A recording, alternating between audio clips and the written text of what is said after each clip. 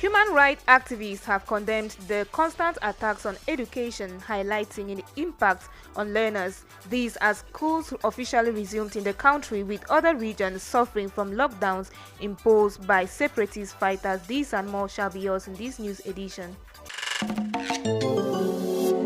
Bienvenue, ce 10 septembre est journée mondiale de prévention du suicide à l'échelle mondiale. On estime qu'un suicide a lieu toutes les 40 secondes et une tentative toutes les 3 secondes, ce qui correspond à 1 million de suicides chaque année, 1 million de vies perdues. Les travaux de la 16e session ordinaire de la conférence des chefs d'État et de gouvernement de la CEMAC s'ouvrent ce matin à Bangui. Le Cameroun prend part aux assises. C'est le ministre des Relations extérieures, le jeune Bela, qui représente le président de la République, Paul Biya. Les discussions vont tourner nécessairement autour des grands enjeux des 6 pays de la zone CEMAC. Ce mercredi également s'ouvre au palais des congrès de Yaoundé le premier symposium des forces de défense sur les victimes de guerre. Il est question de tabler sur l'actualisation du cadre juridique de la politique sectorielle de prise en charge des victimes de guerre. Les travaux s'achèvent vendredi. Les résultats d'une opération coup de poing organisée par la Commission nationale anticorruption à Yaoundé et dans les environs seront rendus publics ce jour même au cours d'un point de presse que va donner au palais des congrès de Yaoundé le patron de la CONAC. Le ministre de la Jeunesse et de l'Éducation civique, Mounouna Foutsou, préside ce mercredi à partir de 11h au cercle municipal de Yaoundé la cérémonie de signature des conventions de partenariat, d'une part entre l'Observatoire national de la jeunesse et Credo Engineering International Open University et d'autre part entre l'ONG et l'Institut de formation et de coopération pour le développement afin de faciliter l'accès des jeunes aux offres de formation professionnelle disponibles dans les différentes structures. Parlons éducation. Depuis lundi, le train de la rentrée scolaire 2025-2026 est en marche. Un démarrage qui impose l'adoption d'un emploi de temps qui tient à la fois compte des programmes, des cours et des tâches ménagères de l'élève. Florent Goyam. Tel un guide, l'emploi du temps doit constituer pour tout élève la fondation de son année scolaire. Élisée Fossing, conseiller d'orientation, présente les éléments à prendre en compte pour dresser un bon planning. Les emplois de temps d'études à la maison pour les élèves, il est important de le faire dès la réception de l'emploi de temps de l'école, après avoir observé les heures de réveil, de repas, les devoirs et d'activités, et aussi prendre en compte les activités extrascolaires des enfants, notamment les travaux à domicile, si c'est des enfants qui se livrent à d'autres types d'activités sportives ou culturelles en dehors de l'école. Sur le processus d'élaboration, l'expert explique. Nous avons les temps scolaires fixes, c'est-à-dire les heures de cours, d'activités obligatoires à l'école. Nous avons les temps de repos, le temps de sommeil d'un enfant et la sieste selon l'âge et tout. Nous avons les temps de travail personnel, les heures de devoirs, de lecture, les temps de repas. Nous avons les temps de loisirs, c'est-à-dire le sport, la musique, les jeux de détente, des activités extrascolaires et le temps familial, social. Le conseiller d'orientation renseigne également sur l'importance de concilier les éléments de l'emploi du temps scolaire à ceux de l'étude et des travaux domestiques. Il est important d'aligner les heures clés, c'est-à-dire les heures de réveil, les heures de départ et les heures de retour de l'école. Il est important de créer des blocs cohérents de temps, c'est-à-dire les temps de détente, à quelle heure est-ce qu'il faut entamer les études le soir, à quelle heure est-ce qu'il faut aller se reposer, à certaines heures d'étudier et d'être plus efficace dans certaines matières que dans d'autres. Il faut éviter de surcharger l'enfant, il faut préserver son équilibre psychologique et aussi sur beaucoup de plans. Élisée Fossing conseille aussi d'impliquer les enfants dans la construction de leur emploi du temps. Il faut en plus réajuster régulièrement son calendrier afin qu'au fur et à mesure, il s'adapte aux difficultés.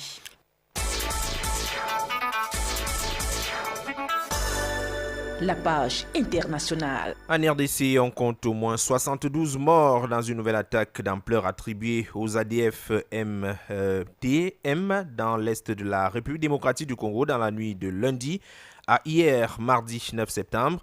La société civile fait état d'un bilan d'au moins donc 72 morts et 14 maisons incendiées. L'attaque s'est passée en Toyo, à l'est du nord Kivu. Au Niger, les attaques menées par le groupe islamique de l'État islamique du Sahel contre les civils dans la région du Tillabéri se sont intensifiées au cours des derniers mois. C'est la conclusion d'un rapport publié par Human Rights Watch. Selon l'ONG, c'est à peu près 127 personnes qui ont été exécutées dans les 5 attaques qu'elle a pu documenter. En sport sans transition, les Lions indomptables du Cameroun jouent et perdent face aux requins bleus du Cap-Vert. 0 buts contre 1, c'était hier à Praia lors de la 8e journée des éliminatoires de la Coupe du Monde de football 2026. Une victoire qui place presque le Cap Vert en orbite pour surtout se qualifier au prochain mondial en 2026. The National Anti-Corruption Commission will today, during a press briefing in Yaoundé, present the results of its recent crackdown on illicit dealings in subsidized kerosene. The operation was carried out in Yaoundé and its environs under instructions from the President of the Republic on September 5th and 6th, 2025. The commission, led by its chairman, Dr. Dieudonné Massigams, will review the investigations as from 11 a.m. today at the Yaoundé Conference Center. Cameroon's Minister of External Relations, Lejeune Belambela, is the representative of the head of state at the 16th ordinary session of the Conference of CEMAC Head of States. The seminar, which opens today, will take place in Bangui in the Central African Republic. Focus of this 16th edition will be on the advancing regional integration, strengthening economic cooperations, and reinforcing peace and security in the sub-region. In education, recently the country has recorded several attacks and kidnappings. These happenings are mostly in the far north, northwest, and southwest regions. These regions are known for constant insecurity due to the presence of separatists and terrorists. As a result, Finu Crispin interviewed a human rights activist on the pedagogic strategies that can be used to ensure the safety of students and pupils in these regions within this period, her report.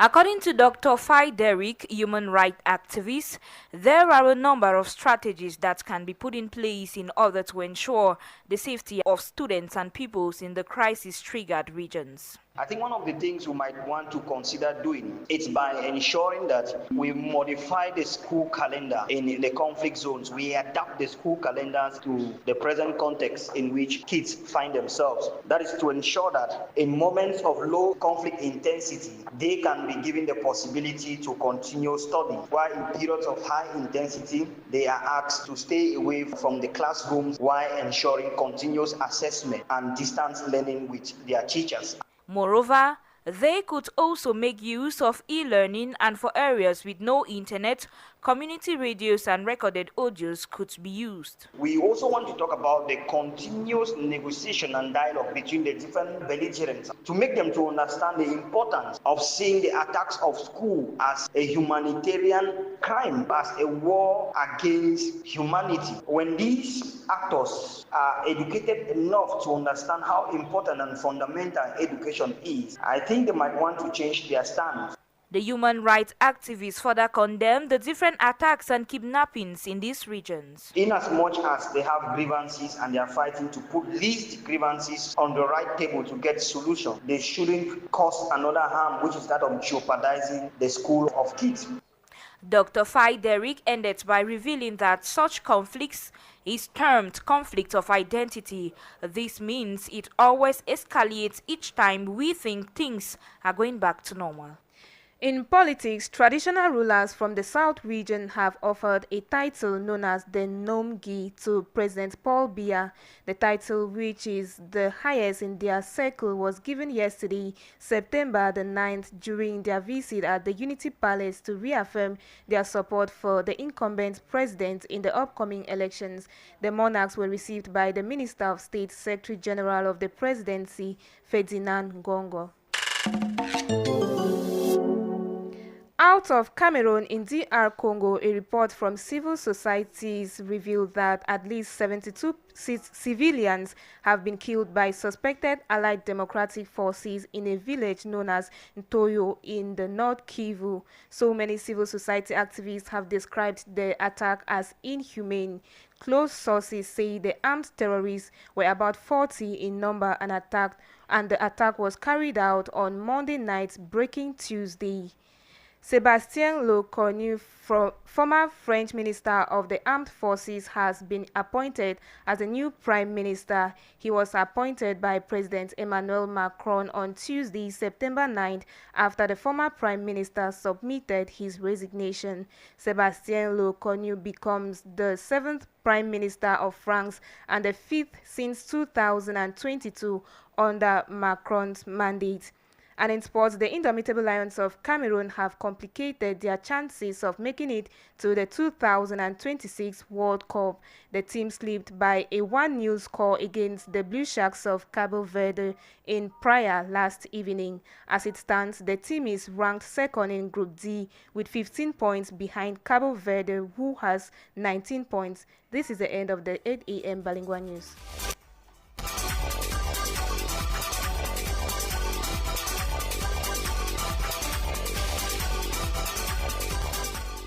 The news was technically produced by Romiat Ekume. Our sound engineer Alain Kwekam is behind the cameras for our Facebook page. News editing Annie Lizette Ambassa and Abel Bella Summary. Coordination from the station's manager Roger Kiek. General supervision from the Reverend Pastor Bisai Emmanuel No.